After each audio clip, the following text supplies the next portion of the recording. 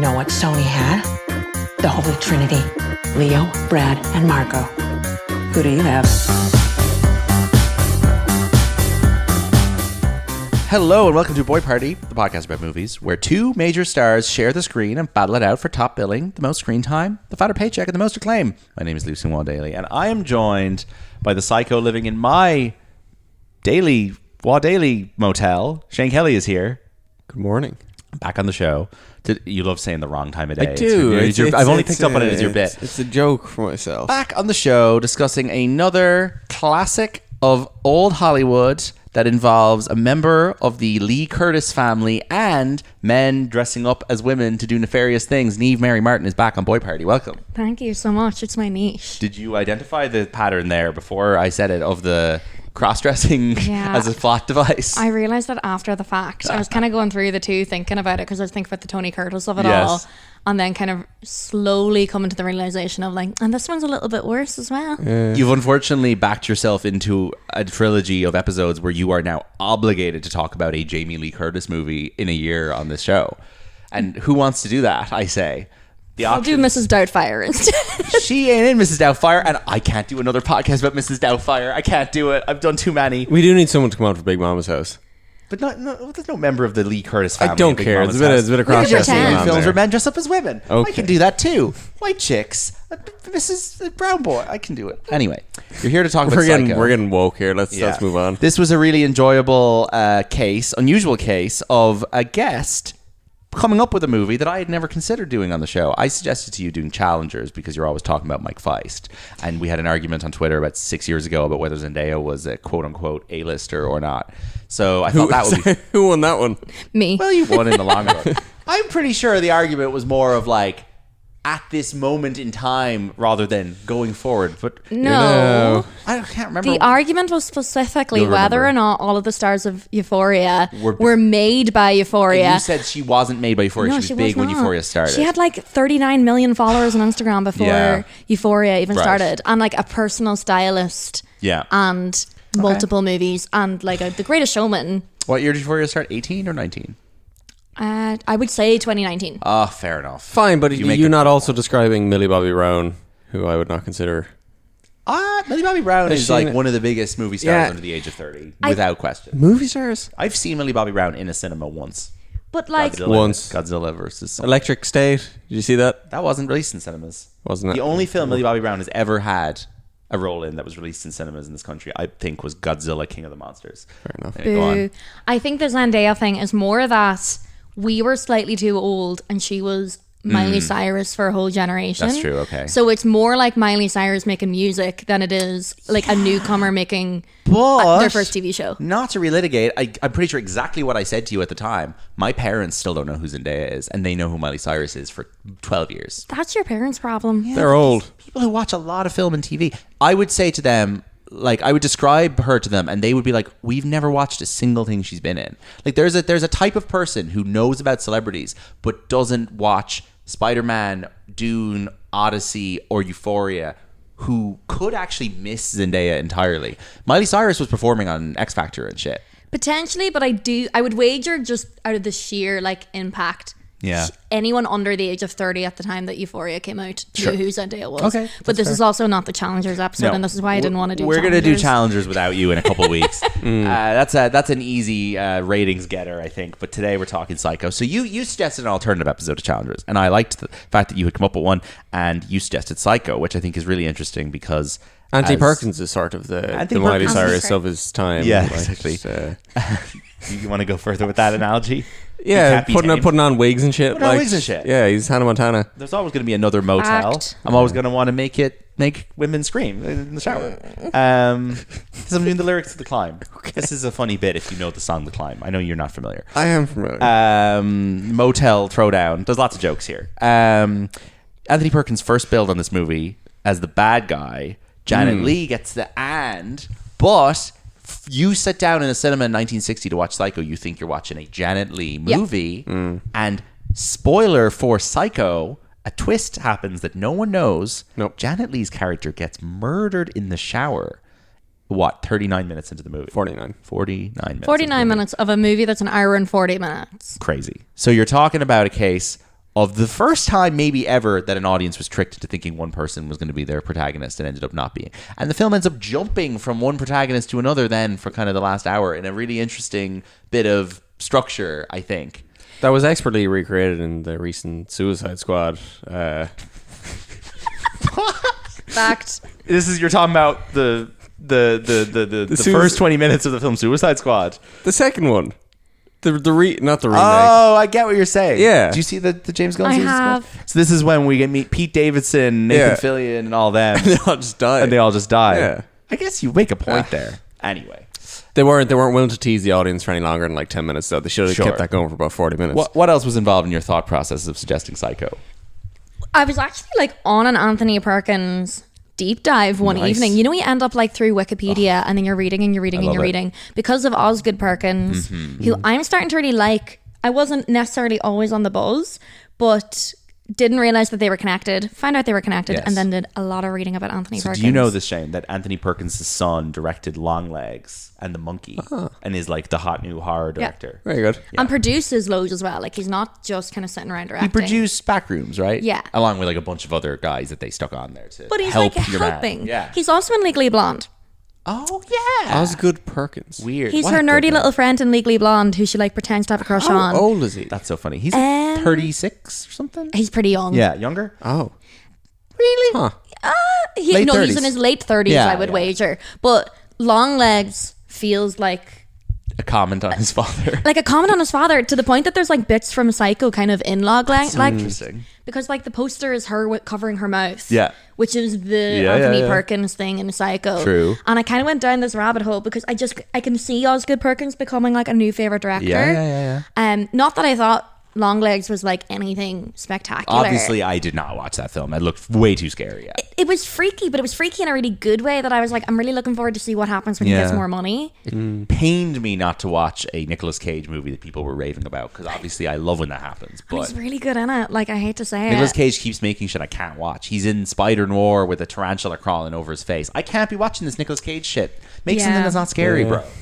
No, so I went down a deep dive. That's fun. And it's cool when there's like a Nepo baby connection that you wouldn't tie, and then once somebody points it out to you, it's like everything in his career, even The Monkey, which is a crazy film that I absolutely adored, and was like a Final Destination but funnier. I love the poster for The Monkey with the tagline "Everybody dies and that's fucked up." Yeah. Oh, yeah. But That's like, great. also like for poor Osgood Perkins, he has everything that happens to his dad, and then his mum is on the plane in 9/11. That's so insane, and she dies. She dies, obviously. Jesus Christ. So like this poor guy in like 2001 is like filming Legally Blonde, and the world is crumbling around That him, is and now insane. all of his movies are kind of about how your parents kind of generationally can fuck you up. That is so nuts. Right. It's nuts. I didn't think Anthony Perkins was quite as interesting as I realized until you told me this, and I was like, all right. And you know when Anthony Perkins died? September 12th, No. 1992.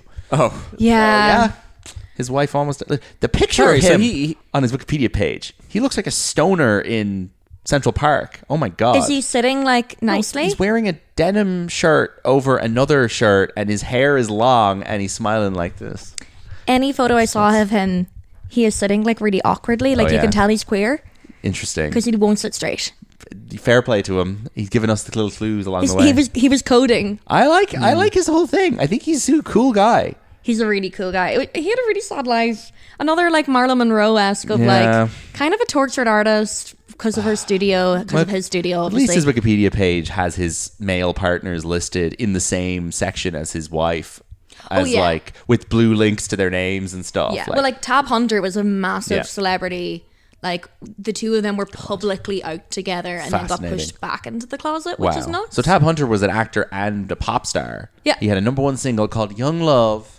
That's mad. Sorry, slight correction. Osgood Perkins is 52. Oh. What? Well, that explains the parent died in 9/11 thing. Yeah. I was like, what? Sorry. He's in Legally Blonde with Reese Witherspoon and he's 36. We should have maybe figured that one out. He looks crazy young. Yeah, but if he's in a movie with Reese Witherspoon in the early 2000s. Yeah. Playing He her could have been like counterpart. 20 and his dad is famous. Yeah, but do you know how many years have passed since 2001? If you were 20 in 2001, do you know what That's age you are now? really good You're at point. least Yeah. 45. In my head, I'm like, that's Time is- 16 years yeah, ago. time Thank you Also has very another much. son called Elvis Perkins. Ah, these are great names. Who's in a band, I believe. And a long lost other Sorry, click on Anthony Perkins' father's Wikipedia page. Okay. You both got to do this. This man looks like James Joyce if he was a circus, if he was the ringmaster of a circus. This man has the most incredible eyebrow motion I've seen since Dwayne "The Rock" Johnson in peak wrestling era. Oh, Jesus Incredible Christ. man. A man I can only sorry, that is a shot from a production of The Front Page in 1928, which later Billy Wilder makes into a movie. He looks incredible. So he's Osgood Senior. Yes, so he was the first. He Osgood was is a great name. Oh, it's a brilliant name. pretty well established as well. Like a large actor, wasn't really around. This is fantastic. You know, kind of horrendous that Anthony Perkins grew up with a famous dad who wasn't around. Yeah. Loved his mother and then ended up being the mother lover for the rest of his life. So I've watched two things this week about the making of Psycho. Two semi-fictionalized accounts of it. One is the 2012 movie Hitchcock, starring Anthony Hopkins. And one of them is the episode of the Ryan Murphy show, Monster, the Ed Gein Story. So Monster, the Ed Gein Story, very weirdly structured show. Every episode is like 60% about Ed Gein, and then 40% is about a filmmaker who was inspired by the story of Ed Gein. So there's an episode of that show about Hitchcock and Anthony Perkins making Psycho, but then there's another episode that's about Jonathan Demme making Silence of the Lambs. It just like zooms around through Hollywood history. Ryan Murphy needs to chill the fuck out. Like, we talked on our Whatever Happened to Baby Jane episode recently about how much I love Feud. I think that show was fantastic, and he just went way overboard after that of just like, I want to get every interesting narrative in Hollywood history into a TV show. It's like, you have to slow down and do these things one at a time. It's actually really sad though, because he's got the like capability to do something really good with know, he Anthony does. Perkins' story, Yeah, and then he's absolutely. kind of throwing it away for a half episode in a deeply Yeah. problematic TV Yeah. show that just won like a couple of Emmys. Crazy, yeah. I think he won like It's lead been actor. nominated. I don't know if it's been if maybe. the cycle is up yet, but Like he, it's being perceived well, and it's kind of just I horrendous. thought he did a shitty job with Rock Hudson on Hollywood. That show know, I that- thought was terrible. Like, the alternative history of this what show would have happened. Hollywood is like a show about a young actor called Johnny Smith. You have never heard of Johnny Smith. He's not famous. He never had a career. And then in like episode 5, Johnny Smith is like, I'm going to change my name to Rock Hudson. And you're like, oh, this was a Stealth Rock Hudson show. This is so dumb. Anyway, I can't remember which of those two things this was in, but there's a scene in one of them where Anthony Perkins meets Hitchcock about the role and is like, you see, Mr. Hitchcock, I'm a little nervous about taking on this role because I was very close to my mother, and sometimes I was so close to her, I wish my father would drop dead, and then one day he did, drop dead of a heart attack at the age of 52 or whatever. And you're like, oh, okay, I can see why this performance feels so lived in. Yeah. But he is really good in this movie. It's insane. Really good. Like, it's kind of like the seminal black and white American acting experience. Like, I think he is the guy. Like, in black and white movies, when you picture them, he's kind of he stands out of all of them. It's like, It's a Wonderful Life. Like, True. it's one of those He's up there. performances you could quote. And it's just so good. What's so interesting about Psycho even being in black and white is that was not Hitchcock had made a bunch of color movies. He just made North by Northwest, which is one of the most colorful films of the era. Yeah. And then he reverts back to black and white because he's trying to do everything in this on the most minimal scale. He's like lower budget, lower, lower cast level. We're not working with Cary Grant again. I'm getting these actors who are slightly more B-list. And it's on the set or like Yes. the production crew of the Hitchcock show. Yeah. Which was in black and white as well, I think. It was, because that was what was cheaper to do for TV. Yeah. I guess TVs were probably black and white mostly in the 50s and 60s. In the film Hitchcock, there's this whole thing where he's trying to get the money together. And like, as a man who is about to do a master's degree in the business of film, I go nuts for this stuff. There's a scene in the movie Hitchcock where my favorite actor currently living, Michael Stuhlbarg, starts shouting at the head of Warner Brothers about, Hitchcock will fund this movie himself. We just need you to distribute. We will then pay you back 40% of the gross. And I'm like, yes, this is so good. So they basically independently finance this thing. It is the exact model that M. Night Shyamalan does now, where he pays for his movies himself. He makes them at the lowest scale he can, and then he sells them to Warner Brothers to distribute, and then they basically split the gross. And it's great that there's still people working in this way, but that's how Psycho was made. Hitchcock was so successful, but they didn't want him to make a movie like this that was smaller scale and was scary. Yeah. They wanted him to make another North Northwest. Because it's based on a book. Yeah. And the book was massive, but like hated because it was so creepy, and it goes into the worst aged parts of Psycho are the focus of the book, I believe. I haven't read it.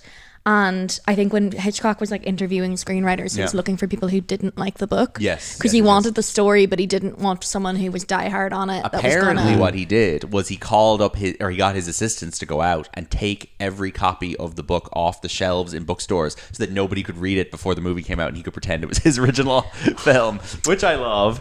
We should do that now. We should start doing that with Claire Keegan books now. Just be like, get rid of it! Get rid of it! Nobody reads anymore. Nobody reads. Nobody reads. You can watch Claire Keegan, People famous read Claire for her dramatic plot twists. Yeah, I know.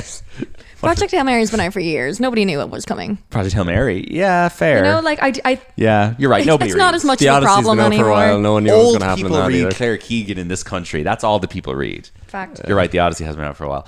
I think the I can't remember what I was going to say. The psychoanalyzing of Norman Bates, which is kind of the most USP of the film that stands it out from every other 60s horror kitschy kind of thing. And because Whatever Happened to Baby Jane is in the same conversation as Psycho, but it's just like 3 times more camp and ridiculous and whatever.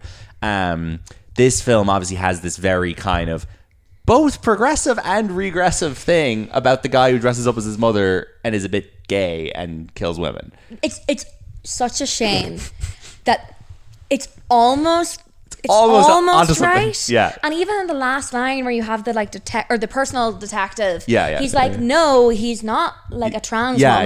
Yeah. Like he's a split personality. Yeah. But it takes the entire film to get there, Yeah, and you yeah. do kind of worry. You spend 40 minutes before that thinking that it's It's a movie about a trans woman Yeah. going into a bathroom. which is funny because that's kind of what Silence of the Lambs does that 50 or 40 years later. You know? And is still a classic and a film I love, but like Jonathan Demme ends up having to fucking make Philadelphia to apologize You know? to the community for the horrible standard he set for depiction of a trans character there. Like it almost if it had been earlier, but you can't do it earlier. Yeah. I think the subsequent movies try to go back and fix it a tiny bit, like they realize, but I do think it kind of works. Yeah, because it's not it does that work. No. he believes he's a woman. Yeah, it's the Or mother that- thing. It's mother thing, and like there's bits, especially in the sequels, which I'll talk about in a bit. I watched them all in the last week and a half. There's bits where he's acting exactly like Buster from Arrested Development, and he's like, "Mother, I won't do it," and I'm like, "Yeah, it's a crazy mommy issues thing. Yes. It doesn't really have anything to do with actually dressing up as a woman to murder women in a bathroom." Like, No, it's a PTSD thing. Yeah. It's like clearly this mother attacked him or did something or the other Yeah. as a child. Yeah. He's incredibly attached to her and then kills her and lives the rest of his life with that insane guilt. yes. Sorry, stupid question Yeah. about the plot is the mother is dead for the entire thing. The mother is a skeleton he keeps in the hotel in the house. She doesn't die throughout the. So for anyone So listening, the argument he has that Janet Leigh hears when she first arrives at the motel is him talking in 2 different voices to himself. Yes. Yes. So you hear that. Don't let that woman. Yeah, that's Anthony Perkins doing a funny. Yes, Well, I'm not yeah. sure. Maybe there is an actress doing I the feel voice. like it is Anthony But it Perkins. is Oh, but it's meant to be. It's meant to be Norman Yeah. Bates. Sorry, yeah. In the subsequent movies, there and not to mention the Bates Motel show, blah, blah, blah, blah, blah, there is all this other bullshit about like Norman Bates and his mother's relationship when she was alive. Yeah. There is no point in the narrative of Psycho where the mother is alive. Yeah. This is a movie. She could have about- been lovely. Yeah, she could have been lovely. I don't think she was, but this is a film about a man who lives in a house with the skeleton of his mother. Sometimes the wig is on the skeleton's head, and sometimes it's on his head. And he dresses up as the mother, and he talks to himself. Yeah. And no one checks into the hotel except women that he wants to sleep with, and then he's weird. So he's not. He's interested in women sexually at some extent. That bit's not really clear. It's not clear. Like it has to be something a lot more violent. Yeah. Like what they play it off as is that the mother is jealous that he's interested in women. Yes. But it's not necessarily like That's the a sexual Hollywood thing. 60s thing Yeah. that kind of takes over. You actually have to He ignore doesn't that. even try and sleep with Janet Leigh at any point. Nope. No, because he just wants to kill her. Yeah, exactly. That's all he's interested in. Like he's well past the point of trying to seduce any of Yes, the guests. yeah, He yeah. just wants to kill them now because he has way more fun doing that. Well, the argument is that he doesn't want to kill her. The mother does. The mother. Like you have to kind of treat it as nearly 2 different characters, even though it's Yeah. Norman Bates and Bates' mother. Does he go to prison at the end or to a mental hospital? He goes to prison at the end, Right. and the end monologue is his Yes. mother in his head Yes. telling him how to act. Sure, Which is like unbelievably well done. So Psycho 2, let's just run through the sequels right now. Psycho comes out in 1960. Psycho 2 comes out in the early 80s, I'm going to say, 1983. And Psycho 2, I actually watched a couple years ago and I didn't revisit. It's in my memory quite bad, but it does. Vera Miles does come back as the sister of the Janet Leigh character. I rewatched Psycho 2. Okay, thoughts And on Psycho 2? I love Psycho 2. I'm a Psycho 2 believer. You also get Janet Leigh at the beginning. Oh yeah, they do the scene really? over. It's not a reshoot. It's just the exact same thing. Right, They okay. open the film That's with funny. it. That's funny. I might as well. Yeah. Derry Goldsmith did an original score for it. I mean, if you can't get Bernard Herrmann, Derry Goldsmith's next best thing. Like Psycho 2 is a predecessor to Scream. Yes, sure. It's funny. It's campy. It's about him kind of rehabilitating himself, and then Vera Miles' character pretends to be his mother to torture Right. him, Oh, that's really which fun. is Okay. such a cool idea. Like she's calling him. Oh, I watched it in. We have the final scene of the film playing in front of us, folks. Just so I watched it in like 2018. I need to go back and watch it. Written by a guy called Tom Holland. Written by Tom There you go. Holland. Not Tom Holland, the actor, or Tom Holland, the podcaster, historian. Ungoogleable. Ungoogleable. Psycho 2, the tagline, it's 22 years later and Norman Bates is coming home. Surely that's exactly what Halloween 2 is. Yeah. Is Michael Myers, it's 22 years later and Michael Myers is coming home. But all of this is just, which we'll get to with Janet Leigh as well. Yeah. Everything comes from Psycho. When Everything you're comes looking from at the Psycho. modern day horror Yeah, movie. definitely. It's all 'Cause references Halloween to Psycho. comes from Psycho, and then Scream comes from Halloween, and then Scary Movie comes from Scream. Yeah. And then all of the stuff that we're seeing today comes from all of those. And can either of you name the author of the book Psycho? No. Nope. Can you? No. Okay, well, there you go. I didn't even know what happened in the film. I'm watching it in the background. The film Psycho was written by Joseph Stefano, who is depicted in the... Oh, no, sorry, that's the name of the screenwriter. The novelist was Robert Bloch. That's a good name. Cool name. Cool, yeah. So Psycho 2 you like. Okay. I love Psycho 2. I'm a Psycho 2 believer. Fine. Psycho they 3. get weirder. I like Psycho 3. Psycho 3 is really like crazy sexual. Psycho 3, the poster is amazing. It's Anthony Perkins looking real old and grey, holding a little key that's shaped like a dagger, and it says Norman Bates is back to normal, but Mother is off her rocker again. Psycho 3 is great. It's like a De Palma movie. It's so pervy. It's full of sex. There's all these weird people who check into the hotel and just behave like massive pervs, and Anthony Perkins is kind of lurking around being weird. And it like uses it. Carter Burwell did the score for this one. If you can't get Jerry Goldsmith, get Carter Burwell. I'm going to keep doing this bit. Yeah. I think Psycho 3 is great fun. It's the biggest cast. It's like it's that whole thing from Scream 3 where they're like, you just have to add in 24 people. Yeah. There's you new get characters 5 every minutes scene. of everybody, Yeah. and then they all die. It's Like no insane. spoilers, but like fact. Yeah. It's crazy. I really liked it. I thought it was really good fun. It's- That's directed by Anthony Perkins. It is directed by, and I think Stefano writes it. No. No? Charles Pogue, who wrote The Fly.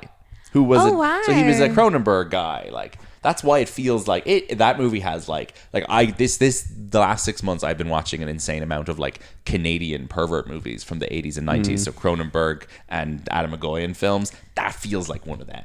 That film had that weird, like the music is just kind of like a hum. It'll be like two people in a bedroom talking for 15 minutes. And there's just a kind of a on the score, and I'm like, yes, this is so like I'm hypnotized by this. It's unnerving. It's great. Psycho 4 is a TV movie, I think. It's called Psycho 4: The Beginning. This is the worst piece of shit I've ever seen in my entire life. I haven't seen Psycho 4. I refuse to watch Oh my it. God, it is so embarrassing. Like it is the worst thing that has ever used Bernard Herrmann music in any capacity. So the plot of this movie is that there is a Joe Duffy type phone-in radio show, and they're interviewing a guy who wrote a book called "The Mother Killers: Men Who Kill Their Mothers." And they're like, does anyone want to call in and talk about the topic of matricide? And you hear, hello, my name is Norman Bates. You're like, Norman Bates rings into the radio and tells his life story up until the start of the film Psycho. So it is a prequel starring none other than Henry Thomas from E.T. as young Norman Bates, with like a high school girlfriend. It's very similar to the show. It's like him in high school and the mother's being weird and he ends up killing his mother, blah, blah, blah. CCH Pounder is in it, and Perkins is basically only in one room for the whole movie on the phone in like his house, whatever. When was this? This is 1990, and it was broadcast on Showtime on the 10th of November. So it's not long before he died. No, and it's not a real movie. He's sitting down. He's probably ill making it. He's sitting down in every scene. What a piece of shit. 0 stars. Dreadful. Well, this is part of the Anthony Perkins charm and sadness Yeah. is that he just keeps making Psycho movies know. because no one will give him any other part. Yeah, like if he was alive today, he'd be doing the Psycho podcast, and he'd be having the Psycho rewatch podcast. No, they'd be doing Psycho Resurrection. Like Jamie Lee Curtis won't stop making fucking Halloween movies. Yeah. I would also wager that like he's the original like Rat Boy Summer that they give like Josh O'Connor. Yes, he's got sure. that like lanky look to him. He does. He's really handsome. Like he's beautiful. Very attractive man. He but would in a fit weird in way. Challengers pretty well. He would fit, like he is kind of Josh O'Connor and Mike Fight. Yes.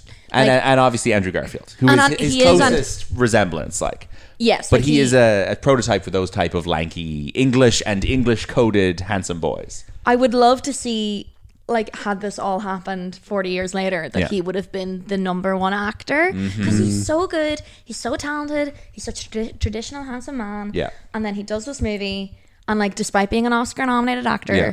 he like falls off the face of the planet and can only do Psycho 2, 3, People 4. are too freaked out by him. People are too freaked out. Yeah. People, I think this because this is like the horror villain. Yeah. Like there's only a few more after the fact that really stand up to this. Yeah. Like we had spoken about Anthony Hopkins where he nearly goes too Yeah. far with Silence of the Lambs. He had a handy thing he could fall back on of just doing these like British stately period Yeah. dramas, which he's amazing in, like Remains of the Day and stuff. I think the fact that he was able to continue down that path simultaneously Exactly. as another archetype that he was doing. Versus Anthony Perkins is like a French cinema Yes. king. Like he was doing really obscure things. He was getting like Palme d'Or. Yeah. I think wins. But incredible, like working with incredible filmmakers and like clearly interested in like artistic cinema in a way Yeah. that few other like Hitchcock alumni were. Like his first thing after Psycho, I think, is an Orson Welles Yes, film. we watched the start of it, and we're going to finish it. Oh, but that was really We good. had to switch it off the other night. We were watching the Orson Welles adaptation of Kafka's The Trial. Yeah. Yes. which is incredible. It like the start of it was amazing. Shot in these insane sets. Wells doing these crazy tracking shots through rooms with Yeah. Anthony Perkins as this guy who's basically just dealing with like crazy guys show up to his house and are like, "You didn't fill out the forms," whatever.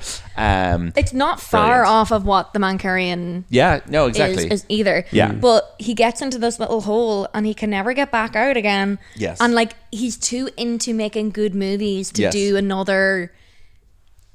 I mean, I'm not. But the problem is, if he's doing romantic comedies up to this point. I've seen Yeah. him in one with Shirley MacLaine called The Matchmaker, and then there's So good. another one I've seen him in. I can't remember what it's called. It's Jane Fonda's first film, and he's the wow. lead of it, and she plays like a cheerleading teenager in it. And he probably is so creepy in this that anytime somebody would see him in any kind of romance or comedy after this, they would just take his Assume he's going to kill the woman. yeah, assume it's an act and that he's going to kill the woman. Yeah. That Yeah, like him 100%. being charming when she first rocks up to the motel is now a front for a darker side. Yeah. no matter what going forward. Like, and he was massive. Like, Yeah. obviously, this is a movie that was made on a smaller budget, but like himself and Janet Leigh were stars. Like, people yeah. went to the cinema to see It Janet was made in a Leigh. smaller budget, but by the biggest director in the world. Exactly, So, and yeah. he got picked to be in the film. It was still a huge, subject of huge attention He and has fascination. an Oscar nomination for Friendly Persuasion, which was a There you go. William Wilder movie. Right, okay. Like, Haven't seen that he's one. at the top of his game. He gets cast in Psycho. Yeah. And then it's done. Right. Like, there's really he never gets to continue the peak. Yeah. The And only- I was looking at other, like, modern Yes, so versions. you came up with some other examples of this So- trend.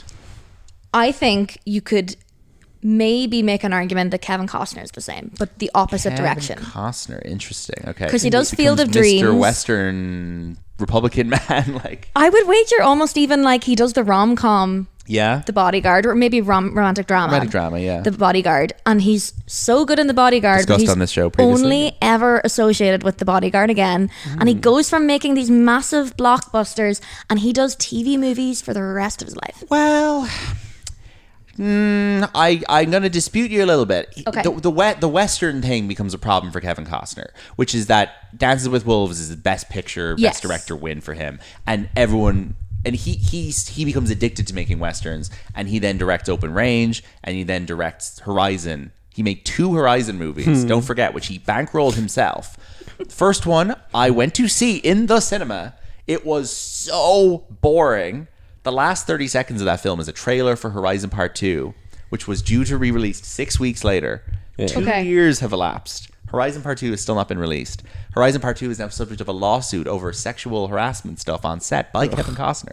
So we're never going to see that film. No, But- we might get a Ryan Murphy show on the making, of Horizon. But he's also doing Yellowstone this whole time. Yeah. Kevin Costner got pigeonholed by his own choosing as the Western guy. Okay. I think that trumps the Bodyguard thing. I wish I agreed with you because I love his performance in The Bodyguard. I wish he'd done more stuff like The Bodyguard. I think the majority of his work in the last 20 years has just been Western shit. Yeah, but this is the problem. You're right, Like TV he movies, can't like- make anything else. Yeah, he can't make anything else. He's doing what he wants to Yeah. do, but like nobody No. will cast him, despite Yes. the fact at the time that he got cast The in The last Bodyguard. the last real movie he was in was playing Clark Kent's dad in the Zack Snyder Superman. And again, not a great film. No, but he's Like, good in them. He got cast in that because he is a nostalgic Yeah. person that you know what he looked like when And he he's was a child. or Mr. young Middle person. America. I also do really like the idea in those films of him and Russell Crowe as being the like American and alien alternate dads to a Yeah. character, and that if you were raised by alien dad Russell Crowe and American dad Kevin Costner, you would become the greatest hero the world has ever seen. I do believe that deep Okay. in my heart. Maybe Kevin Costner's a bad one. Shane, will you go get the treats out of the fridge? Thank you. Okay. Continue. But now Shane's not here. He'll be back in 5 seconds. Okay. I have 4. We Okay. don't have to put all of this in. No, we're not cutting anything out. Gina Davis. Yeah, I agree with you there. Gina Davis goes from being like number 1 Yeah. head bitch on campus. Yeah. Thelma and Louise. She does Cutthroat Island. Oh, fuck's sake. Stuart And Little's gone. mom. And like the last big thing she did was Grey's Anatomy, and it wasn't even a guest spot. She was a recurring character. Like she agreed to do a year of Grey's Anatomy. Bought the wrong ones. Thought these were the chocolate coated ones with like the hard chocolate on the outside. They're just brownies. Like. Brown, yeah. Oh well. Gina Davis was on a TV show where she played the Secretary of State of the U.S. But it was cancelled after one season, and there was a rival show at the exact same time with Taya Leone called Madam Secretary that kept running for years. I have seen Madam Secretary. Yeah. You've never heard of the fucking Gina Davis No. one because it got cancelled immediately. And now she's just getting rumors that she's stolen Selena Gomez's soul on no. Twitter. They believe that Selena Gomez is Gina Davis now, and there's a whole thing about it. They, as in like the American public. Sure, Yes, the of Americans. So Gina Davis is similar. Life is hard for Gina Davis. We'll do Thelma and Louise on the show soon. Do. And I'm going to go watch all her movies because I think she's one of the most stunning women alive still. And It's insane that she doesn't work more. Didn't they pull her? They brought her out for Sabrina Carpenter brought her out at Coachella. Oh, yeah. Yeah, she drove off and The two was girls did it. The two Yeah, they Thelma and did Louise the- did it all Yeah. together. But like that's it. It's the same that Anthony Perkins was doing Psycho forever. Yeah. Like she might have to do Thelma and Louise forever. Stuart Little legacy. Before Hugh Laurie kicks it, they bring the two of them back. Have they not? I'm surprised they haven't brought it back like a fully animated Stuart Little yet. Oh, I'm I feel like they must have. They're making some Stuart Little shit. We're too old to be yeah. engaging with that. And then I can speed run the last 2. Okay, go ahead. Timothy Dalton, Sure. unfortunately, was massive when he got cast as Bond. Feeds my argument that Bond, you need Bond. You cannot take Bond at a crucial point When in you're your at a peak, career. that's yeah. And he killed his own career. And then the last one is Faye Dunaway, who I've recently just had a big moment with. I love a lot of her movies, but she does Mommy Dearest. And the sentiment is so bad from that movie. Yes. It's a deeply evil movie. It's like, We talked about it on our Baby Jane episode. there you go. Wire hangers. It's like, By the way, if anyone listening to this episode knows why the IFI recently rebranded their Faye Dunaway season last minute as a new Hollywood season, I'd love to know because nobody I've talked to can tell me why. well, maybe because when you Google Faye Dunaway, you get Mommy Dearest. I think the next thing Faye Dunaway did after that was Were they showing Mommy Dearest in the IFI? I don't believe so. Yeah. Was it? Yeah. Stop. They showed, but like Mommy Dearest is. I agree with you. It's evil, but like it was made by Frank Perry, who made The Swimmer. It's a real movie that belongs in history. Whether we should be showing it in the IFI, I'm not sure, but like it's worth a watch. It's like where Ryan Murphy gets his ideas. It is. It's the most Ryan Murphy shit I've ever seen. He's at home watching Mommy Dearest every night, making notes. Yeah, this scandalized, high kind of camped up depiction of recent historical events of 10 years ago in this very tabloidy way. Not a good And film. it's such a shame because I think she's a stunning actress. Same as Anthony Perkins. It's this one role. You know what she did after that? She was the villain in Supergirl, the Helen Slater movie. That's cannot say I've ever seen it. Being a villain in a Supergirl movie, not a good place to be in your Not career. where you want to be. It's just sad. Timothy Dalton, I actually can't. Is he still alive? Yes. No. He is. Yeah, he is. No, he's Add him not. to the list. Add him to the He is. list. I'm Googling him. I know. So sorry. the last big thing have that to. Timothy Dalton, I think, has Hot Fuzz. done is Hot Fuzz. The man is alive. He's Okay. 80. The only things he's been in this century that I can name are Hot Fuzz and Looney Tunes, where he plays himself. He does a lot of appearing as himself. But I've just learned that he is the star of the Yellowstone spin-off 1923 with Harrison Ford and Helen Mirren. He's in that show. You believe he's redeemed because a of the role. Yellowstone spin-off? I think that that's probably been watched by more people than Psycho and Hot Fuzz and the Bond movies combined. So It is like this world, like it's almost two like forging paths where like Yeah. Anthony Perkins nosedives because he's too good, Yeah. and Janet Leigh like skyrockets because she's too good. So Janet Leigh, I didn't realize, is a big musical person. Huge. I never saw any of the musicals that Janet Leigh was in, and this week I watched 2, and I loved one, and I really didn't like one. The one I loved, I watched today, My Sister Eileen. I haven't seen. It's such a blast. Jack Lemmon is in it, but he's a supporting role. It's Richard Quine who directed my beloved Bell Book and Candle, which also features Jack Lemmon in a supporting role. And it is about 2 sisters who moved to New York, and it's very much like wide-eyed. We're here in New York. What a great new start. One of them is Janet Leigh, who is brilliant in it, and the other one is one of the Golden Girls. It's going to take me at least 10 seconds to tell you this actress's name, so I'm not going to bother. She's great though.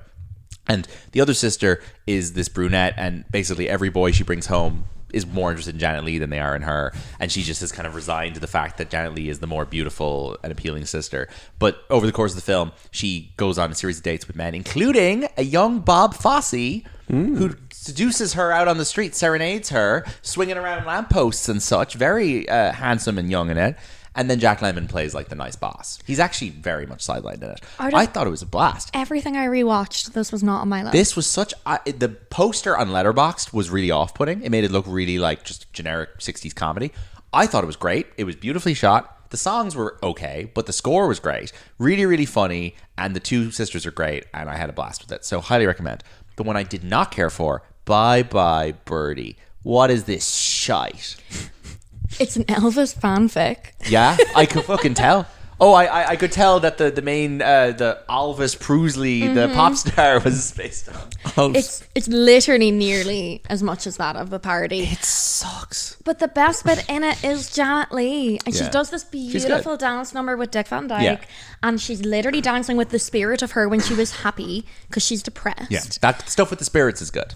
It's beautiful There's some good- in this yeah. horrendous, horrible movie. It has like 3 or 4 of the best cinema on the planet. Sure. Including the intro, which isn't Janet Leigh, but it's that Bye Bye Birdie with the blue backdrop like that they do in Mad Men. I didn't like the Mad Men thing. I thought that was really annoying. It's just like you could draw it from memory. It's so distinct. I realized watching it that the director of it I'm a George Sidney hater, folks. I'm a hater of this man. He has made so many movies I don't like. Showboat, Scaramouche, Pal Joey, Viva Las Vegas with Elvis. He worked with him after this. Annie Get Your Gun, Ziegfeld Follies. Okay, Anchors Away is pretty good. Some of them are pretty okay. I don't like any of those. Those rank in my. You don't enjoy fun. Those are my 20, So- all in my 20 least favorite movie musicals ever. I think this guy is a hack. George Sidney, I hate you. You died in 2002. You should have died in 2001. Leave him be. There, I said it. Not another 9/11 joke. Bye Bye Birdie sucks. Bye And Bye Birdie sucks. Is this not a musical that kids put on in schools in Yeah, America? this is like still one of the most done musicals. It's still one of the most referenced the musicals. main characters in it are boring people. It's like a movie about a fucking guy. It's like Power Ballad. It's like a loser who can't get his songs performed, played by Dick Van Dyke, and his like coworker that he maybe fancies, Janet Leigh. Well, he's trying to. Am I wrong? He's wants- trying to avoid getting enlisted. No, I thought. Look, I was. Is he on not my trying to get phone. on this? He's trying to get on this TV show. He wants with to his get on music this TV show because so that he he's wants famous. Well, I think he wants the Elvis guy to perform his song before he leaves for the war. Is the whole okay? I've never been on my phone more during a movie, so I'll believe you. I And trust it's what you been say. a while, but the one thing that I keep with it is Janet Leigh and that god awful brown haired wig. Yeah, she looks dreadful in this She film. looks She's the dreadful. most It's- beautiful woman ever. She looks terrible. In this. After Psycho, I Yeah. believe. I think It's it's like 63, yeah. 63. She's already known as being one of the most stunning women on the planet. Beautiful in film, and she pulls it off in this horrendous movie. You're watching her, and you're like, I'm still having a good It time. also just feels like a pivot into a different type of like perverted filmmaking where like 45% of this film is teenage girls in their bedroom in their underwear. And I'm Yeah. like, what are we doing here? This is the 60s. Things were innocent in the 60s. Stop with this shit. And potentially odd to cast Janet Leigh, who kind of became famous for the first person to be naked in a Yeah, movie. fair. You know? And like, Margaret is the younger. She's still alive, isn't she? Yeah, she is. She's the younger woman in it. But it's real just like a movie where like Stanley Donen or somebody would have made maybe a good version of it. But this fucking George Sidney prick just... Anyway. I think there's hope in terms of the songs, but the actual movie itself is pretty poor. Yeah. It's probably the one that could do with a remake. Janet Leigh died in 2004. She lived to 77.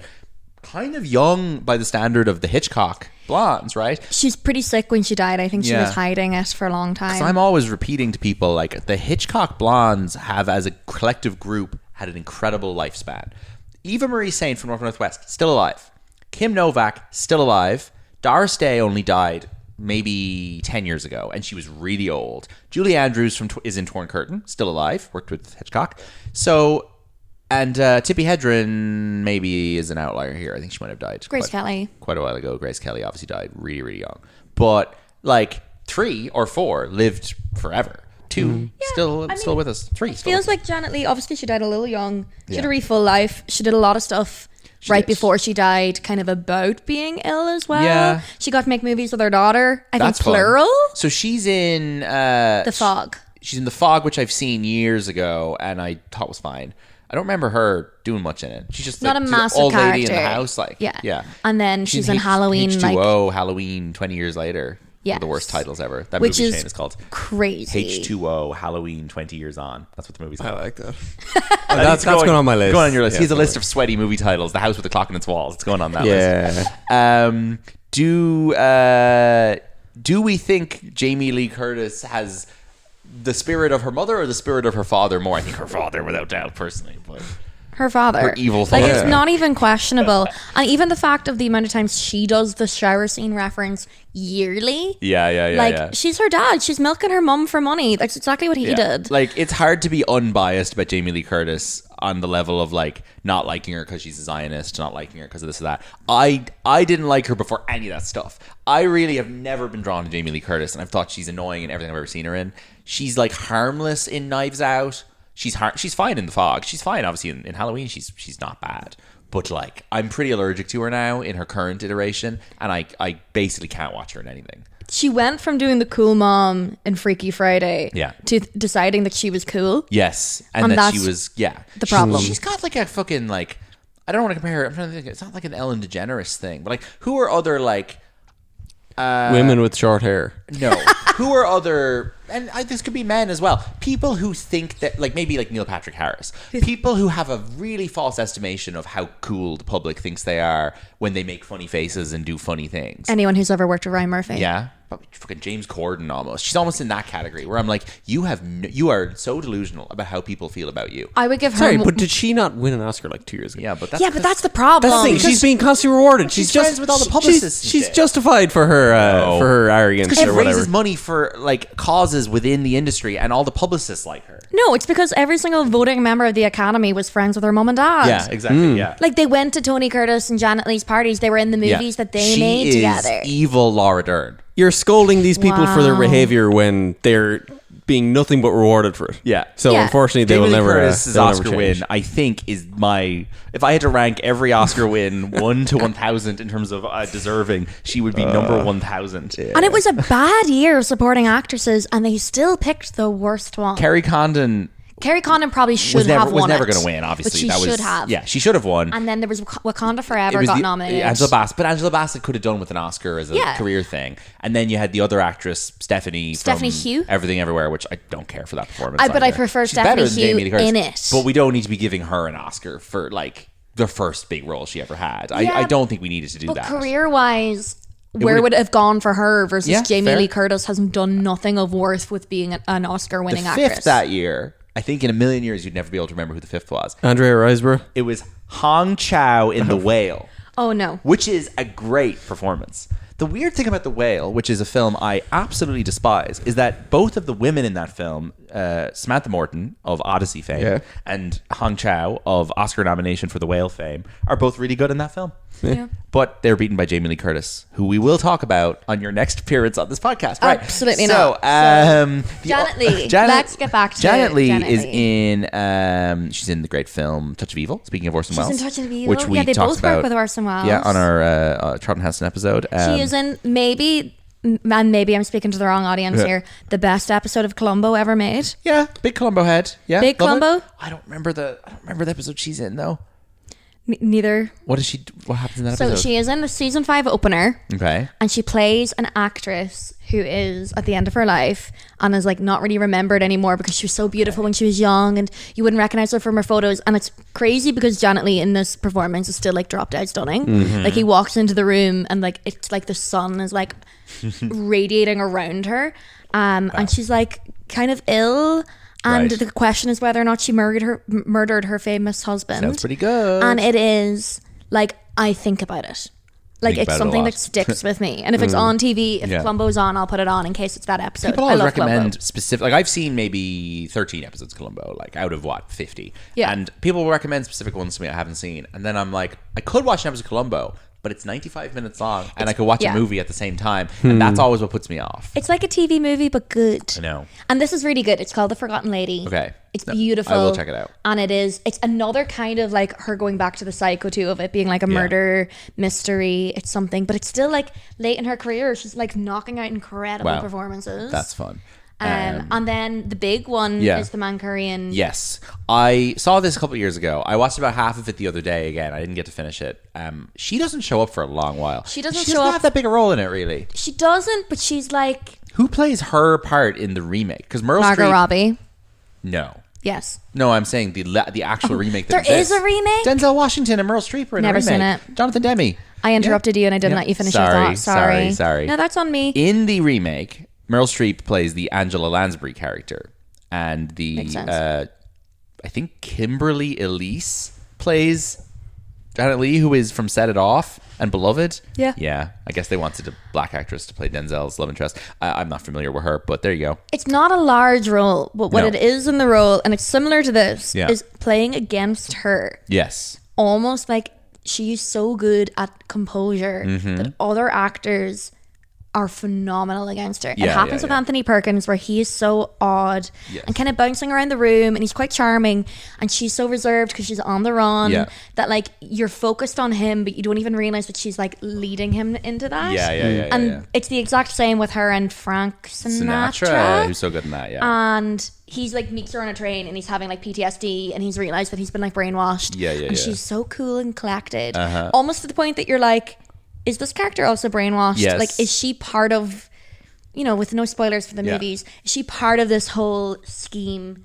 I love her. I think Yeah. she's so cool and collected. No, she's and that's great. like, if Jamie Lee Curtis thinks she's cool, it's probably because her mom is the coolest person on the Yes, planet. probably.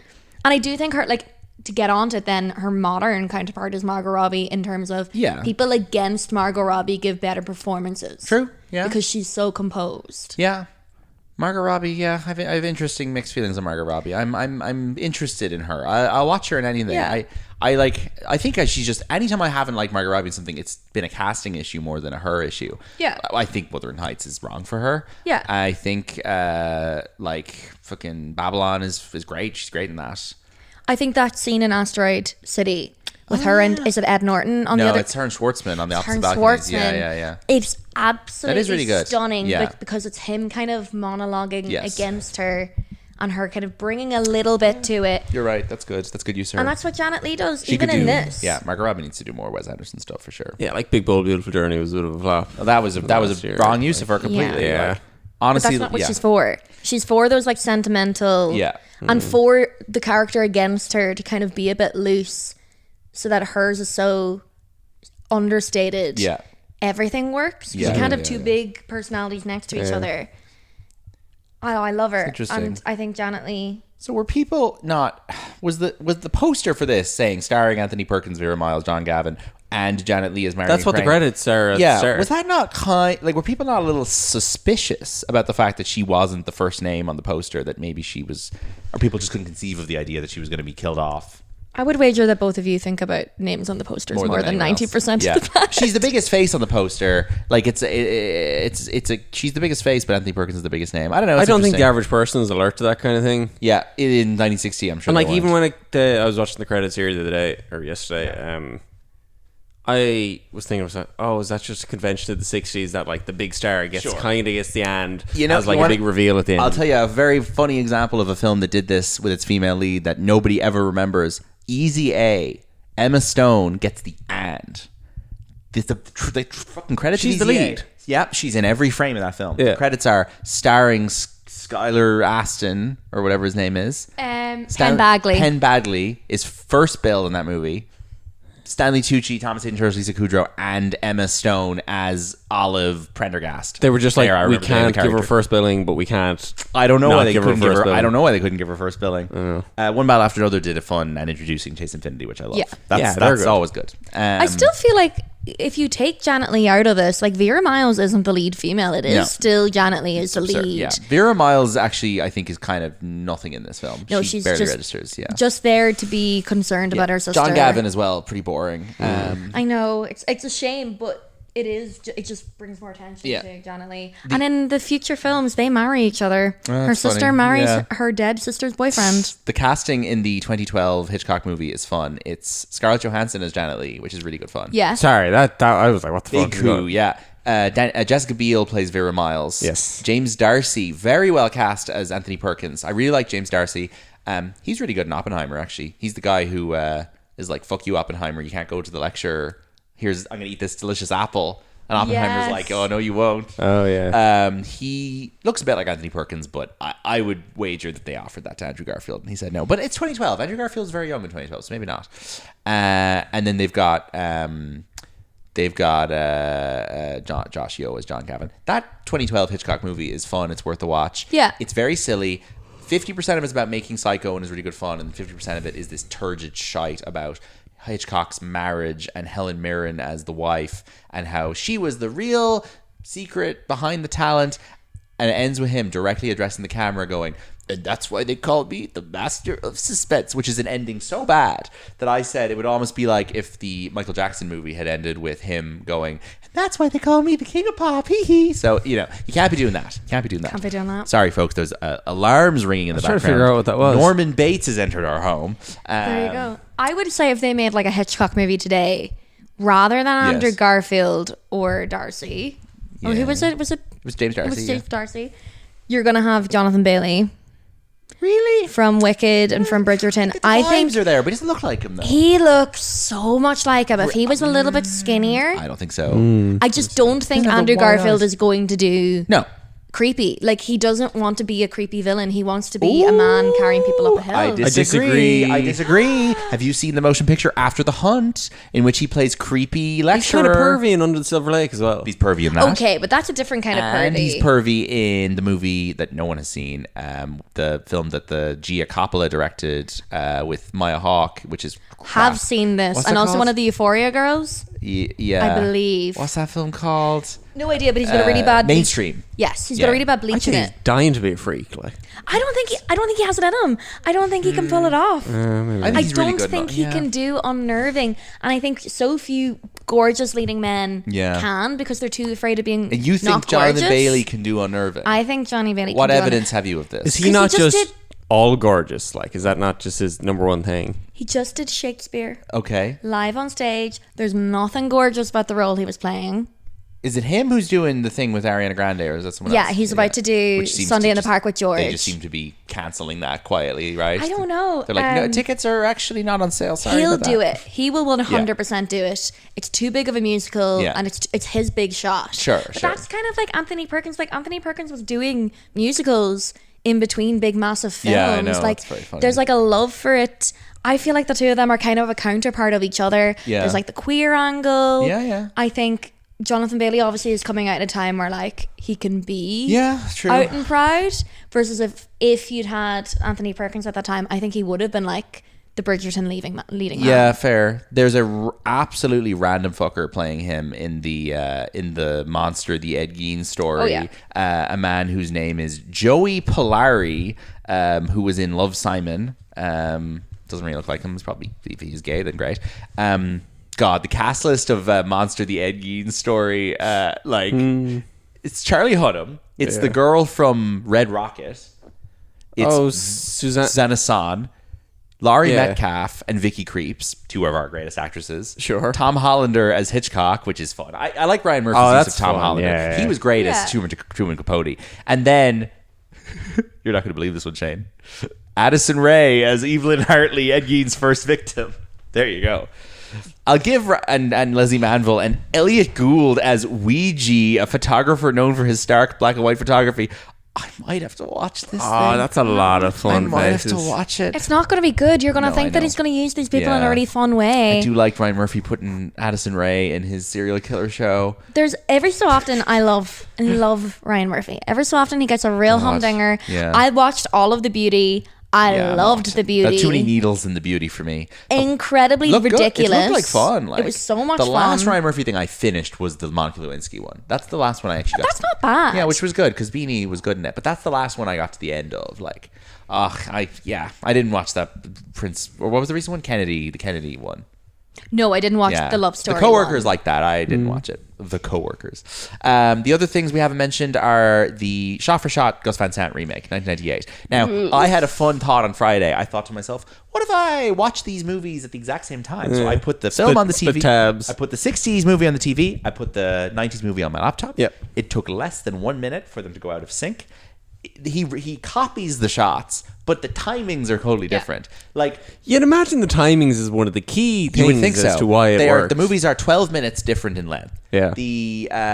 For example, the movie starts on a shot panning in on a window of her in the bed with her lover. The Gus Van Sant movie takes twice as long to get in the window because it's a much wider shot of a city skyline with modern apartment buildings. You zoom in on that. That movie stars randomly Anne Hesh as Marian Crane. Anne Hesh, an actress I really don't know much about, but I know died in a car crash about 4 years ago.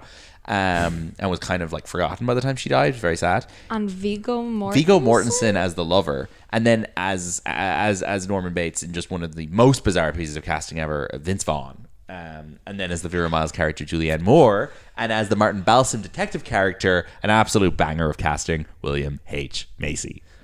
Oh, so there's good stuff in there. There's good stuff in there. That's very funny. Vince Vaughn, dreadful. Yeah, it's actually a real shame. It's embarrassing. Like, he's very bad. But like, how do you do a character that is? Hey, I'm a mother. Like, just is that I'm my mother. My mother. I'm not. Can you not see that I'm my mother? Even the like, oh, we all get a little mad sometimes line. Like he's trying too much to do something different. Like Gus Van Sant, legitimately one of our great gay filmmakers who understands the nuances of the American, effeminate man. Milk, My Own Private Idaho. Why can't he find someone better to play his Norman Bates? I know. Like, there's so many guys he worked with that could have done that part. Yeah. I don't know what he was up to. Fucking let Sean Penn have a crack at it. Like, anyone else. Maybe not Sean Penn. That Shot for Shot remake is pointless and stupid. I know people who would give that movie 5 stars, but like, oh, it's so interesting. It's not interesting. It's just like a thing. It's the opposite. It doesn't have any ideas. Yeah, it's a thing that exists and whatever. And then the other thing we have to talk about, of course, is the 2013 to 2017 television series Bates Motel, which was brought to us by the wonderful Carlton Cuse, a man I once saw on stage at the National Concert Hall introducing Michael Giacchino Performs the Music of Lost. Or Play Boonerall. Did you miss that event? That was great. I did miss that event, but Boonerall is my favorite song. We knew each other when that was on. I should have told you about it. You mightn't have known I was a Lost Head. No, I don't think I knew you were a Lost Head. It was a good concert. The only bad thing for that concert was Giacchino spends an hour and a half playing all the Lost music, and then Jorge Garcia, Carlton Cuse come out and they read out some bits. Gets to the end of it, I'm like, I'm really sick. I have an awful cold. I'm like, I gotta go home. And Michael Giacchino goes, all right, folks, we're gonna play the whole thing through again, but this time I want you to hold your applause. We're recording it for a CD. And I was like, are you fucking joking? You're playing the whole thing through again. I got up and I left. My worst case scenario. I walked out on Michael Giacchino. Well, is it? No, I love that music too much. Bates Motel. Sorry, that's kind of good fun though. Like, if you really enjoyed enjoyed something, yeah. And then they were like, we're doing it again. It was fun. Bates Motel is like the epitome of 2010's prequel slop brain nonsense. Yeah. What if everything you saw in the movie Psycho was actually the last 2 episodes of a 6-season TV show about a mother and a son and their fucked up relationship? So we have Gotham like this as well. Gotham was like this. Gotham. Although Gotham was good because Gotham could introduce comic book villains every season. Okay, yeah. So I don't think Gotham is It was the worst kind of an of this. independent thing nearly. Yeah, there's other shows like this. None are springing to mind right now. There's other shows that are like 6 seasons leading up to a movie that you've already seen. Yeah. Fargo kind of does this. Smallville like that. Or one. Well, please don't Neve's talk bad about favorite. Smallville. Love Smallville. I've never Watch seen a it. second We are of that not show going in to my diss life. Smallville while I'm here. You can wait until I leave. Smallville's similar to Gotham. It's filling in gaps Yeah, with it's filling in villains gaps, from the alright. comic And books. Smallville is like meant to be kind of like an American, all-American, sweet, Sure. cute little Have you- prequel. It wasn't a dark version of it. Have you seen any of this Superman and Lois show that your one Indy Nervetti was apparently on? Absolutely not. I draw the line at not already. Smallville. Yeah. That's all I want to Superman watch. and Lois was pretty bad. I think no. There's loads more like this. It's also all with a blue filter from the first Yeah. Twilight movie. Yeah. They're all depressing. They're all like really Yeah. CW actors, like beautiful faces, but very little Yeah. substance. This Bates Motel is clearly modeling itself off Twilight a little Yeah. bit, because it's a high school show about Norman Bates as the weirdo in high school and his Oh, classmates. it's that far back. Yeah, we have 2 famous faces as his classmates. We have Nicola Peltz, who is now a Beckham daughter, was famously in Transformers: Age of Extinction. She is the Jack Rayner girlfriend. And This she's in isn't- the last Ryan Murphy TV show. No way. She There plays you go. young Monica. Oh my god, her name's gone for me. Bellucci? Yeah, she plays young Monica Bellucci. But Monica Bellucci is from Italy. I know. Nicola and you're- Peltz is not. She's meant to be the hot version of Monica Jesus Bellucci, and I'm like, Christ. you meant to tell me that somebody is better looking than that woman? Well, she gives a very, very winning delivery in Transformers 4 of the great line, "Dad, why is there a missile in the family room?" She's one of the girls. She's not the subject of the Romeo and Juliet law. Yeah, she is. flashcard. She is. When Jack is. Rayner, Mark Wahlberg's like, "Hey pal, you can't go out with my daughter. She's only 16." And Jack Rayner pulls out a flashcard and goes, "I actually am subject to the Romeo and Juliet law." And you're like, "I think Michael Bay might be subject to the Romeo and Juliet law in his personal life." We're covering our. He has a laminated copy of the law. We are in his covering a wallet, Michael Bay just in movie next case. week on the show, so we'll come back to that. And then the other girl in the show is my beloved Olivia Cook, who is great. Yes. And is now stuck in Game of Thrones world, but is great. And my coworker interviewed her on the set of the Irish film Pixie, which is one of the worst Irish films ever made. But he interviewed her and said she was such a delight, and she refused to do interviews with anyone from the Daily Mail, the Telegraph, or the Sun. What a legend. Class. So Right. love Olivia Cook. Big fan of her, and also at this period doing a lot of movies where she was just an ill teenager. Mia Earl and the dying Olivia Cook. Yeah, it's always her with the little tube in her mouth. yeah. She's pretty good in this. Like, I don't remember She's a huge good. amount of the first season, No. but her eyes work for playing ill Yes, well. but she's in the last season too. Is she? I watched the final episode today of Bates Motel. I skimmed the final episode of Bates Motel, and it ends on her with like a husband and child living her life happily when Norma Bates is gone. actively dying in the first episode. And that's so funny. She lives 5 seasons. Nestor Carbonell is also in the show. Yes. This is Yanko from Morning Show Shane, one of my faves. Our faves, yeah. And Richard from Lost. He showed up in My the sweet, sweet trailer boy. for Ready or Not 2, Here I Come, and I yelped with glee. Love to see him. I watched 3 episodes. I skimmed 3 episodes of Bates Motel. The first episode, and then the episode where Rihanna is introduced as Marian Crane. So Rihanna, she does all the Marian Crane stuff. She steals the money from the boss. She shows up to the motel. The mother has died, but is appearing as a ghost talking to Norman. So Vera Farmiga is in the show. She's still helping him do stuff as a ghost. And she takes a shower. He's peeping at her through the peephole while she's in the shower. And he decides to let her live. And she drives away from the motel and lives. And then her boyfriend comes looking for her. And Norman kills him in the shower. That's what Bates Motel does to subvert the expectations. Fun little thread, the name Loomis, which appears in the movie Psycho and obviously reiterated then in Scream. Halloween. Oh, okay. And then again in Scream, and right? in Scream, he's Billy Loomis in Scream. Yeah, so there's Dr. Loomis is the name of the guy that, you know, the character that, I can't remember the actor's name, the great actor who, of course, is Wow. Michael Myers' shrink or whatever. But, fun fact, the film that I referenced a while ago, the My Sister Eileen, that musical, there was a character called Loomis in that as well. Just a lot of Loomises walking around. I watched 2 other Anthony Perkins films in preparation for this episode. One of them is the Paul Newman, Joanne Woodward movie WUSA, which is about a right-wing radio station. It's one of my mother's favorite films. She's obsessed with it. She thinks it's amazing. It's interesting as a, like, it's about right-wing media in a very early way in 1970. Anthony Perkins plays like a kind of a trade union busting welfare detective who goes around trying to find welfare cheats, and he gets kind of wrapped up in Paul Newman's weird right-wing plot, and that movie ends at like the Republican National Convention, I think. Interesting watch. And then he is in a film I watched called Remember My Name, which is a Alan Rudolph movie where Geraldine Chaplin plays this like woman who has gotten out of jail after trying to kill her husband's mistress. Her ex-husband now is Anthony Perkins. He's working in construction, and she basically starts stalking him around, talking about what happened. And the movie kind of shifts from "what a crazy woman, stay away" to "oh, maybe she actually has a point." He's not really doing a whole lot in it. Young Jeff Goldblum's in it as well. I watched one other. Okay. That isn't starring him, but he wrote it with Stephen Sondheim. Oh. A little movie called The Last of Sheila. He wrote The Last of Sheila. He wrote The Last of Sheila. Right. And I haven't seen it, but I remember everyone talking about it when Glass Onion came out. So it has to be the basis for Glass Onion. There's no way around it. I would recommend almost saying nothing about this movie right now, because people need to see it.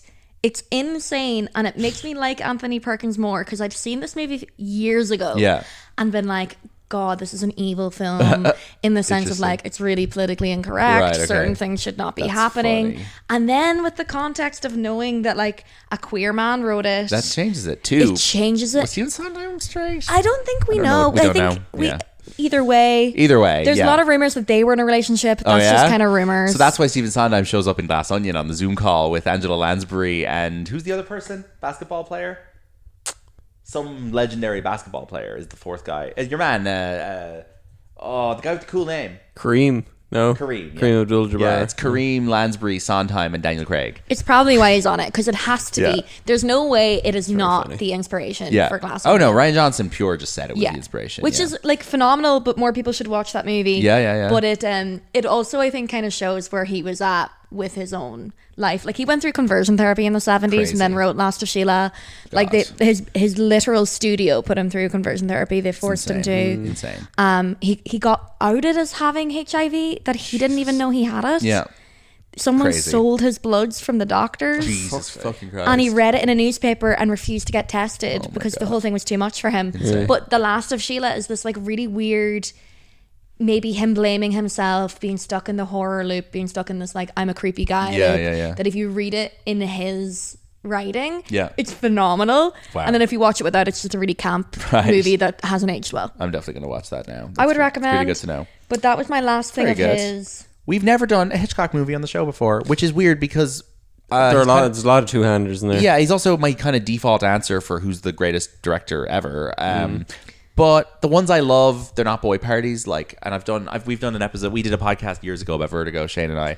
Yeah. And I might do it on my San Francisco spin-off show. North by Northwest isn't a boy party, and we were going to do Man Who Knew Too Much. We might get around to that still. We might. But we're going to do Doris Day in another film soon, so maybe not. Do Rear Window at some point. Rear Window would be a good one to do. We have our framed Jimmy Stewart photo on the wall. Have you seen that? And signed. That's real. It's signed. He's looking down at us. I told Todd Field about that framed photo. He told me a great story about when his car broke down and Jimmy Stewart pulled up beside him and offered to help him. And then he told me a better story that Tom Cruise had told him about meeting Jimmy Stewart for the first time. I love being in a chain of anecdotes that goes from Jimmy Stewart to Tom Cruise to Todd Field to me in this house with that photo. Isn't that nice? It's beautiful. He's just watching us. All the stars are here. He's so proud of us. He's doing so a black and white movie. Dial M for Murder is kind of a boy party. You got Grace Kelly and Ray Milland. Yeah. Ray Milland's actually a really interesting actor.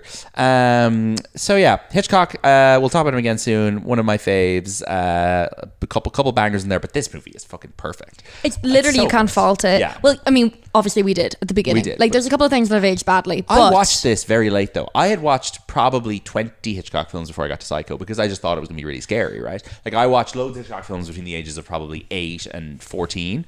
I can tell you the exact day I watched Psycho for the first time. It was the night before my junior cert started, and my parents were like, "All right, you've done enough study. Pick a classic off the shelf, and we'll watch them together." And I was like, watch Psycho. And they're like, yeah, sure, watch Psycho.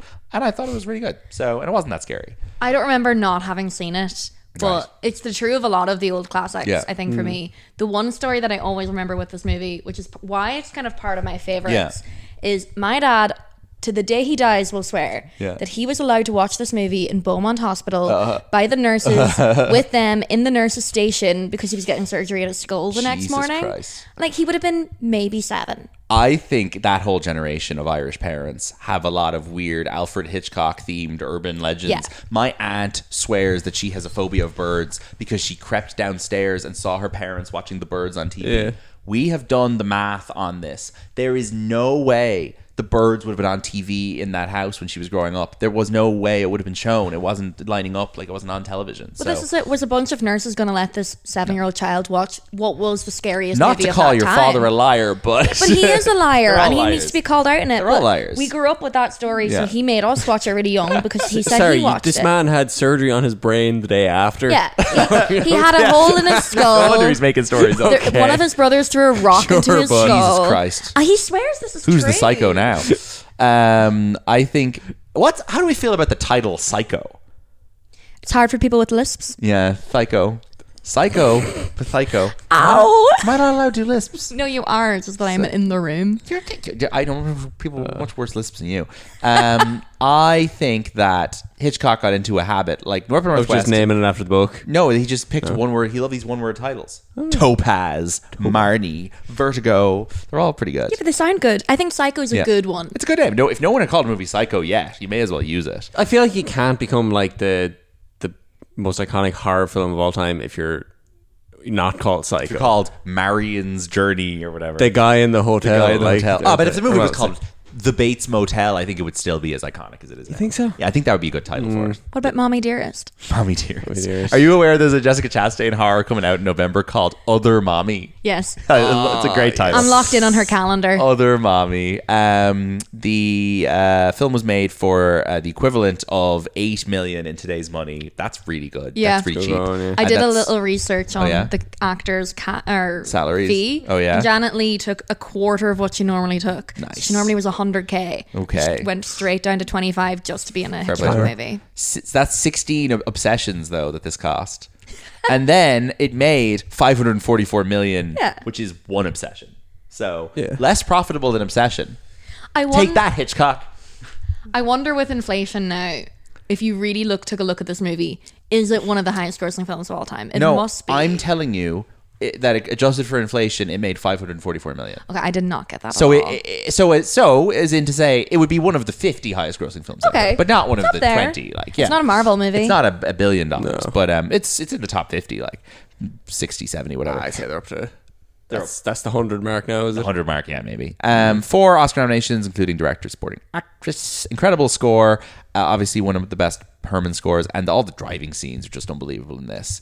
So good. the best driving scenes ever of just like the lights on her face, because she's not obviously driving for real.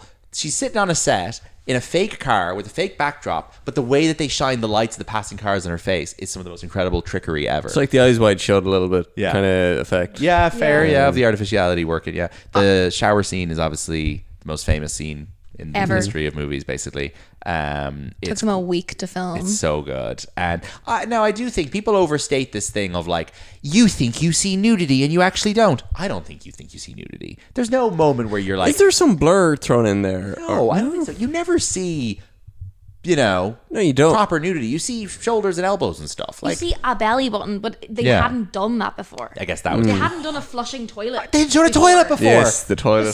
The censor in the movie in Hitchcock 2012 is like, you can't put a toilet in a movie. You've never done that before. And we were like, I guess there weren't toilets in movies. And they used the toilet just to have her do 40K minus €700. Insane. Which is crazy, but that's the only reason she writes that out is to flush it down the toilet for her sister to find. One other spin-off we have to acknowledge. 1987 made-for-TV remake called Bates Motel.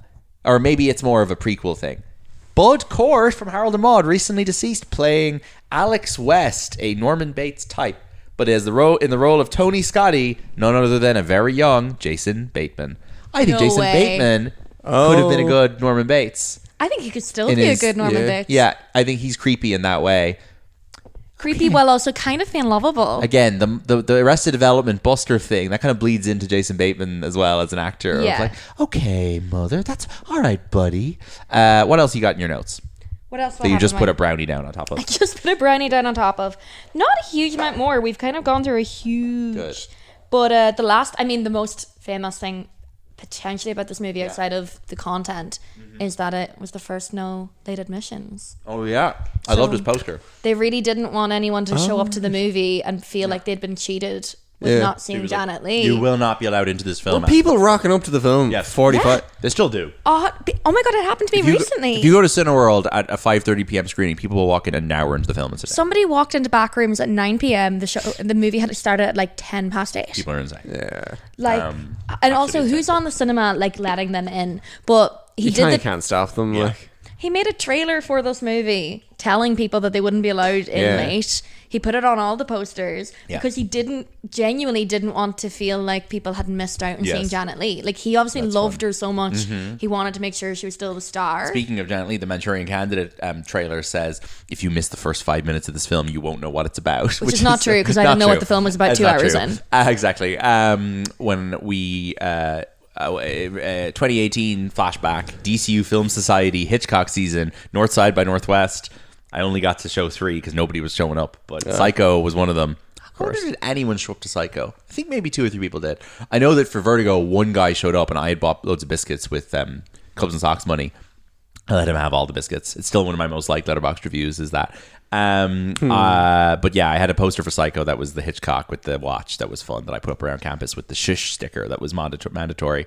Fun times. It was really fun. Like, it's a cool concept. It's so theatrical. Cool. Like, for him to have cast theater actors, musical theater actors, and then do something that ridiculous. Like, it's really lovable. Hitchcock's whole, like, putting himself in the marketing is just the best shit ever. He didn't put anything from this movie in the marketing. Like, the trailer is him talking to camera. Yeah, and then the next one, it's him with the fucking bird landing on his shoulder. It's great. Like, it's really cool. That's why they call him the master of suspense. Did he have any of those director last name, actor last name, actor last name? That's a really good question. Because recently we had Spielberg Disclosure Day, and I was trying to figure out if there had been any film that had like just a director's surname. I thought Vertigo had, but Vertigo has not. It's Alfred Hitchcock's Vertigo. Yeah, it's Lee Cronin's The Mummy. Yes, Lee Cronin's The Mummy. There used to be a Vertigo poster right on there that was. wall. We took it down. The only other one I could come up with was Cruise, Kidman, Kubrick, Eyes Wide Shut. Yeah. Was the only other one where the director's surname only was listed as if he were an actor, which is what Disclosure Day did. You may get a Cronenberg one. I feel like that's not out of his realm of marketing. You might be right. Yeah, it's an interesting one. There's not too many current directors that definitely like you could do Tarantino, obviously. Maybe one of the Tarantino's had that. I'm not sure. I don't know. Surname only. Anyway, let's do the Letterboxd top 4 game. Now, which of these people's top 4s would you guys like to guess? The options are Emerald Fennell, Sam Raimi, Bong Joon-ho, or Robert Zemeckis. Who'd be the most fun to guess? Let the guest decide. Who do you want to do? Maybe Robert Zemeckis? Let's do Robert Zemeckis. I did not think you were going to pick Robert Zemeckis. I think out of that list, that feels... I mean, I'm interested to learn Robert Zemeckis' top 4. All right. Robert Zemeckis putting Psycho in top 4. Robert Zemeckis, a man who has not really made films like Psycho, other than, I guess, our beloved, What Lies Beneath, which is kind of psycho-y, right? What's that again? The fucking movie did it on the podcast, Shane. Oh, sorry, the Harrison Ford. The Michelle Pfeiffer bathtub movie. Yeah, Haunted bathtub. That's a film where scary things happen in a toilet. That's there's a lot of, you're correct. It's not toilet humor. All right. Robert Zemeckis' top 4 favorites. He's got, the first film in here is, this is a very boring top 4. Oh, well then, okay, pick Bong Joon-ho. I don't care. No, let's do the Emerald Fennell. But I don't You don't want to do it? No, We're doing it's okay, we'll do Emerald Fennell. I think the Emerald Fennell one will be more fun to guess. Fine. Emerald Fennell's top 4 favorite films. Okay, number 1, we have a real trashy 90s like sexy movie that I think she was like rumored to remake. No, Cruel Intentions. Cruel Intentions. At number 2, we have a psycho type film, a sort of a classic horror, prestige horror by a great director. The only time he made a horror film, really. His name has been said in the last 2 minutes by us. Shining? The Shining. And I'm going to have to Google what her other one is. Not a good sign. Or a very good sign. This is a film from 1961. We'll definitely get this. Starring Deborah Kerr and Michael Redgrave. I'll just tell you, it's called The Innocents.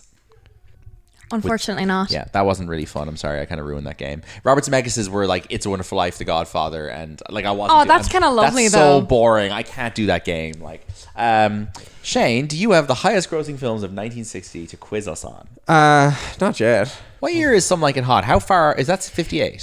69, 59, 59. So we could also, next time you're on, just cover a film from 1961 and just do every Phenomenal. year. Once a year, we'll yeah. do 1 year further until we get to 2026. We can do challengers in 2070. I'm still not doing it then. Boy Party episode. Unless Mike Feist 4,000. has this moment where then I can go, and this was the beginning. But Mike Feist, is this Mike Feist the star of the pinball biopic about the inventor of pinball? There's something's coming for him. Something is coming for him. He's gonna have a Josh O'Connor. Something's coming. Something real good. Is this not West Side Story? And that's what he sang. Yeah, or is it? No, he didn't sing it, but he sings. That's Tony singing. That's the bad guy. The bad guy being Ansel Elgort. Or the bad guy being the Mike Feist character. Maybe even the bad guy in the movie. The Romeo and Juliet clause. He applies that as well. He is to... he is way too old for Rachel Zegler. John Leguizamo, the Romeo and Juliet clause of Baz Luhrmann's world. But yeah, no, we'll just do 1961. It's not a Tony Curtis, Janet Leigh thing. It's not a men dressing up as women thing.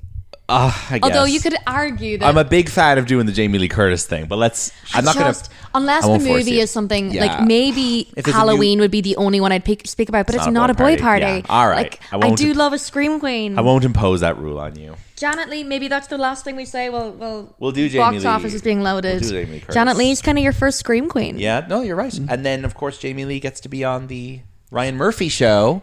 Wow. Scream Queens. And it keeps coming back around and does the shower scene. What oh, really? I believe in the first season they won't do a stop doing shower it. scene.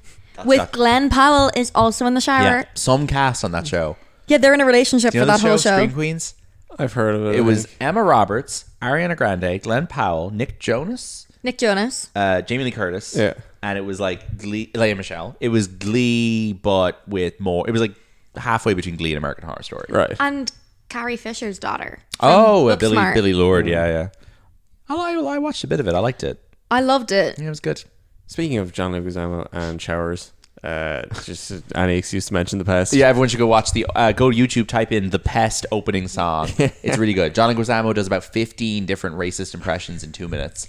That's great. I like to party All in the with, shower. It's I fantastic. like to party with my peeps, and that's the last bit I can say without saying something offensive. So, the Pest, a solid 1-star classic. All right. 1960. Yeah. All right. Mirroring 2026 a little bit. Oh, yeah? In that probably the highest grossing film is well, okay, my number's wrong here, but we got a giant, long, historical epic followed by a low budget horror.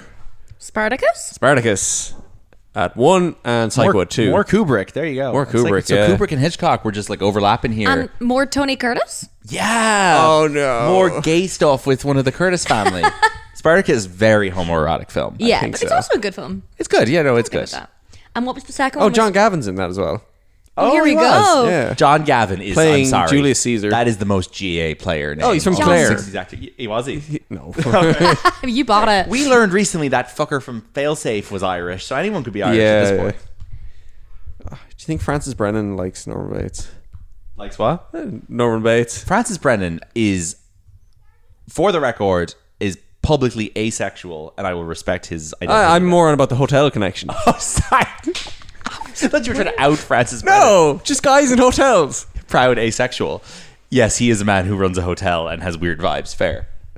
Keep going with the. I like Francis keep Brennan. going. That- I like that him was a too. slight- I would go to India on his road trip. Yeah, absolutely. Okay, next up we got another historical fantasy type thing, directed by Otto Preminger. Okay, never mind. I got this wrong. This is a World War II film. Where Eagles Dare? No. No idea. Any Eve big Marie star? Saint is in there. Oh, cool. Paul Newman and Eve Marie Saint. Paul Newman's in everything these years. This isn't on the waterfront. Nope. They're both in. Oh no, that's Brando and Eve Marie Saint. Sorry, I don't know what this is. This is Exodus. Wow, I don't know what that is. In a million years, I couldn't Never have would got have told you what that was. That's bizarre. Yeah. That's fine. War thing. Keep going. what was it? Attempts to transport 600 Jewish refugees on a dangerous voyage from Cyprus to Palestine on a right. ship named the Exodus. There you go. Palestine. There you go. That's a place that exists now. You don't need to pause to make it weird. You can keep talking. I was typing in the name of the next film. It takes me a minute. This looks like it's about family that lives in trees. Little House on the Prairie. The Swiss Family Robinson. Yeah. Correct. How did they live in trees in the little house on the prairie? They just live in the woods. Look. They live on the They don't even live on the prairie, do Yeah, they? they live on the prairie. Okay. This is one of our longest episodes ever. Is it? Oh, whoops. We're almost at the duration of the film Psycho. We can cut everything I say Why out. would we cut anything? God, we were meant to kill someone fucking 50 minutes ago. Yeah, we were. This is the John Wayne film of the year. Is it a Rio? The Alamo. The Alamo? Yeah, fine, okay. I'm just going to read out the rest because Grand. we're running along. The World of Susie Wong. Okay. Butterfield 8, but the U is capitalized for some reason. Okay. That's Elizabeth Taylor, right? Okay. A lot of these films sound familiar because we have done this year before. Oh, yeah? What is the other 1960 film we have covered in this podcast? Is it not Agony and the Ecstasy? Nope. The Apartment. The Apartment. Oh, one of my favorites. One of the best ever, yeah. That's in the top grossing. 8th. I don't want to talk shit about someone who may or may not ever hear this, but someone who did a thesis on the history of romantic comedies, I saw log in watching The Apartment for the first time ever the other day, and I was like, now. Look. You had your chance to see that. Look, from the description, it does not sound like a romantic comedy. From the No. description, it sounds deeply seedy. But and I if you can see- read any academia about romantic Yeah. comedies, The Apartment's going to come up. I know. I love it. No. No. I've seen The It's Apartment a stranger. many times. I wish he was talking about me. Talk shit about me. No. We've done Jack Lemmon with you on the show. You've got all your bases covered, unfortunately. That's it. We're done. This is Ocean's 11 and From the Terrace were the next two. From the Terrace. Okay. From the Terrace. What do you want to promote? I have absolutely nothing to promote. Fine. Sorry. That's allowed. Respect your referees. Respect your Respect your referees. Yeah. Referees should be allowed to go onto a children's game and not get stabbed. Yes, I agree. I agree with that controversial opinion. Referees should be allowed to stay at Bates Motel and not get stabbed. Yeah. And they maybe should. I'll promote taking Ryan Murphy off television. Yeah, maybe. Go to batesmotel.com and enter code BOYPARTY for a free night at Bates Motel. Norman does not work there anymore, but the skeleton of the mother is still inside. Shane, you were at the Bates Motel set. I was. Sorry, I forgot this. I went to Universal Studios. He loves an 85th minute. No, drop but I reveal. have unfortunately said this to you about 8 times in the last 2 weeks. Yeah, Yeah, but every you've time you never have been a something microphone. psycho related on the TV, I'm like, oh, I was there. Yeah, you were there. Yeah, the house is up on a hill in the middle of Universal Studios, and it's just still standing there. And the motel is down the bottom of the hill. Taylor Swift once performed a song inside the Bates Motel. I do know this. She for did. some weird TV Halloween special. The song was called Haunted, Yeah. I'll have you know. Haunted. There you go. There's nothing haunted about the Bates Motel. Like but it's she was- just a serial She was killer. on Universal Records. She wanted to film whatever set. I don't know. Some of the other sets that are within probably seeing distance of the Bates Motel is the plane crash set from War of the Worlds, the Jaws. pond where they shot Jaws, the housing estate from Desperate Housewives, and This is film history right here. and Ariana kind of Grande just just generic set they use for westerns. You know who's probably spent a lot of time there? Kevin Costner. Sorry, what's the film where there's like a big flood or something? You know, The Impossible? Western. Impossible. Oh, Oh, a Western? The Western. But it's I don't know. there's like a flood and it runs on the streets. Anyway, That could be many things. could be many. Thank you things. so much for coming back onto the show. Thanks for having me. Your knowledge, your wisdom, and your open-mindedness is always welcome here. I did see the Waterworld show as well. Oh, that's pretty cool. Yeah. Kevin Costner rules. Maybe we'll do a Costner with you next time. No. Thanks for tuning in, everybody. You can visit boypartypod.com. We'll be back next week, as I hinted. Michael Bay coverage coming on the show. Oh, buddy. And Boy Party Pod on Instagram. Tell your friends. Thank you for tuning in. See you all very soon. Get home safe from the hotel. Goodbye.